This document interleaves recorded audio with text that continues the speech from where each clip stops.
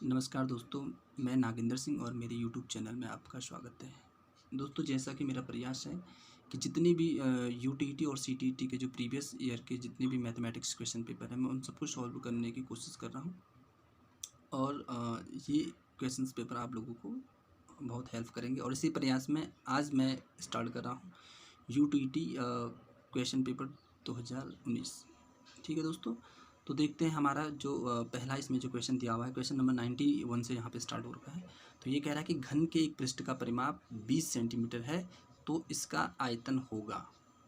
ठीक है दोस्तों, तो हम घन का आयतन तभी निकाल सकते हैं जब हमें इस घन की भुजा पता होगी। तो पहले हमें देखो यहाँ पे दिया हुआ परिमाप, तो परिमाप से हमें क्या निकालना पड़ेगा, उस घन की भुजा निकालनी पड़ेगी, फिर हम क्या निकाल सकते हैं, उसका आयतन निकाल सकते हैं। तो यहाँ पे देख लो आप, क्या दिया हुआ है, घन का परिमाप। ये क्वेश्चन नंबर 91 है। तो घन का जो परिमाप है वो दिया हुआ आपका 20 सेंटीमीटर। ठीक है दोस्तों, आपको यहाँ पे याद रखना है कि जो घन होता है वो बनता है वर्ग से। तो घन का परिमाप वही होगा जो आपके वर्ग का परिमाप होता है।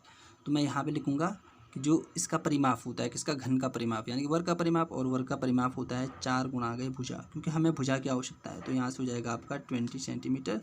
तो हम निकाल सकते हैं भुजा। तो भुजा बराबर हो जाएगा 20/4, 20/4 यानी कि 5 सेंटीमीटर। ठीक है दोस्तों, तो ये भुजा आ गई। अब हमें निकालना है इस घन का आयतन। तो बहुत ही आसान हो जाएगा। तो घन के आयतन का जो सूत्र होता है दोस्तों, वो होता है आपका क्या, भुजा का क्या होता है, क्यूब। ठीक है, और भुजा कितनी है हमारी, 5, तो 5 का क्यूब निकालेंगे। तो 5 को हमें क्या करना पड़ेगा, 3 बार गुणा करना पड़ेगा। तो 5 पंजे 25, 25 पंजे होता है आपका 125 सेंटीमीटर क्यूब। तो देखते हैं कोई ऑप्शन है क्या यहाँ पे। तो ये हमारा है option number D is correct, 125 centimetre cube. ठीक है दोस्तों, चलो अभी हम आगे करते हैं क्वेश्चन नंबर 92। तो देखो दोस्तों, क्वेश्चन नंबर 92 क्या कह रहा है कि निम्नलिखित चित्र में यदि कोण बी अनुपात कोण सी बराबर 2:3 हो तो कोण बी का मान ज्ञात कीजिए। तो देखो ये चित्र यहाँ पे बना रखा है दोस्तों। तो इस चित्र में आपको ये ध्यान रखना है कि ये जो 130 अंश है ये इस त्रिभुज का बहिष्कोण है, और ये बी और सी कोण का अनुपात यहाँ पे दे रखा है। ठीक है दोस्तों, हमें निकालना कौन सा कोण, बी कोण निकालना है। दोस्तों ये तभी पॉसिबल हो सकता है ये क्वेश्चन सॉल्व करना जब हमें इस त्रिभुज की जो बहिष्कोण क्या होती है, प्रॉपर्टी होती है, वो पता हो। और बहिष्कोण प्रॉपर्टी क्या कहती है कि त्रिभुज का जो ये क्या होता है, बहिष्कोण होता है, वो इन अंदर वाले यानी कि बी और सी के योग के क्या होता है, बराबर होता है। तो हम अब इसको, हमें पता है कि बी और सी का योग 130 है, तो हम क्या कर सकते हैं, इससे बी का मान निकाल सकते हैं। क्योंकि हमने ऐसे पहले भी इस तरह के क्वेश्चन को सॉल्व किया हुआ है कि जहाँ पे अनुपात दिया होता है और टोटल दिया होता है, फिर हम इससे निकाल सकते हैं बी। तो हमें किसकी वैल्यू निकालनी है, बी की। तो मैं यहाँ पे लिखूँगा B is equal to the angle B equal to the what is the ratio of angle B. तो इसका रेशियो होता है, इसका रेशियो दिया हुआ है 2, और नीचे डिवाइड में यानी कि नीचे बट्टे में हम क्या लिखते हैं, इन दोनों का योग यानी कि अनुपाती भागों का योग। तो क्या हो जाएगा आपका 5, और गुणा आगे क्या दे रखा है, वो टोटल उसका योग 130 अंश। ठीक है दोस्तों, 5 से हम 130 को कट करेंगे तो 2 गुणा गए 5 दूना होता है आपका 10, बचता है आपका 3, तो 5 6 30, और 26 दूना क्या होता है आपका 52 अंश। ठीक है दोस्तों, तो ये हमारा आया ऑप्शन नंबर बी। ठीक है, तो इसका आंसर हो जाएगा ऑप्शन बी। ओके दोस्तों, अब हम करने वाले हैं क्वेश्चन नंबर 93। क्वेश्चन नंबर 93 में क्या कह रहा है कि एक वृत्त की त्रिज्या 13 सेंटीमीटर तथा इसकी एक जीवा की लंबाई 10 सेंटीमीटर है, तो जीवा की वृत्त के केंद्र से दूरी क्या होगी। तो दोस्तों पहले हमें यहाँ पे इसका चित्र बनाना पड़ेगा। तो देख लो, मैं यहाँ पे एक वृत्त ले रहा हूँ जिसमें ये क्या कह रहा है कि ये वृत्त की जीवा है जिसकी लंबाई दे रखी है उसने कितनी, 10 सेंटीमीटर है ना। ये 10 सेंटीमीटर हो गया, ये इस वृत्त का केंद्र है। और ये कह रहा है कि इसकी जो त्रिज्या है, त्रिज्या आपको पता होगा कि केंद्र से क्या होता है, जो परिधि के बीच की दूरी होती है उसको त्रिज्या कहा जाता है। तो 13 सेंटीमीटर ये दिया हुआ है। और हमें क्या देखना है कि जीवा, ये जो जीवा है इसके वृत्त के केंद्र से दूरी क्या होगी।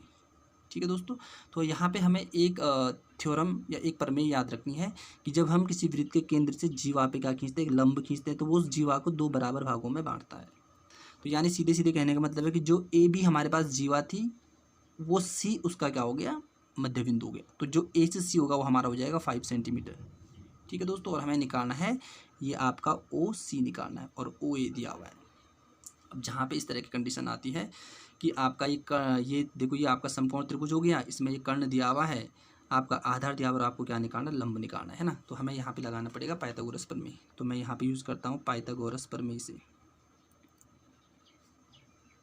देखो पाइथागोरस प्रमेय क्या कहती है कि जो कर्ण का वर्ग होता है वो शीर्ष दो भुजाओं के वर्गों के योग के बराबर होता है। तो यानी कि शीर्ष दो भुजा मतलब आपकी एक योग की यानी कि लंब का स्क्वायर और प्लस एक होता है आपका आधार का स्क्वायर।